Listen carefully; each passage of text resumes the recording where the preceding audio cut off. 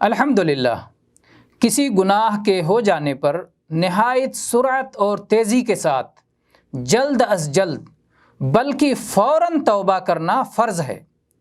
توبہ میں تاخیر قطعی طور پر جائز نہیں۔ توبہ میں جتنی تاخیر ہوگی تاخیر کا گناہ الگ سے ہوگا۔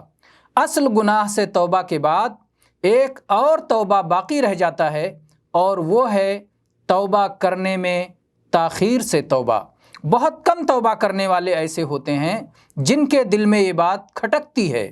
بیشتر لوگ یہی سمجھتے ہیں کہ گناہ سے توبہ کر لینے کے بعد اب ان پر کچھ باقی نہیں رہا، حالانکہ توبہ میں دیری اور تاخیر کا گناہ ان کے ذمے باقی رہ جاتا ہے جب تک کہ توبہ میں تاخیر کرنے سے وہ توبہ نہ کر لیں۔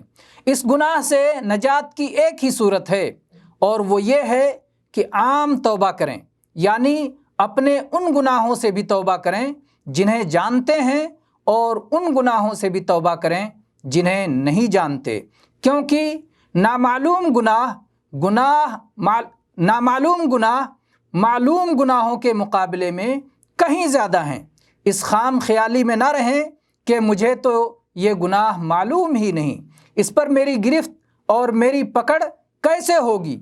چونکہ آپ کو علم حاصل کرنے کی طاقت ہے، اس لیے آپ علم و عمل دونوں کے ترک کرنے پر زیادہ سخت گنہگار ہوں گے۔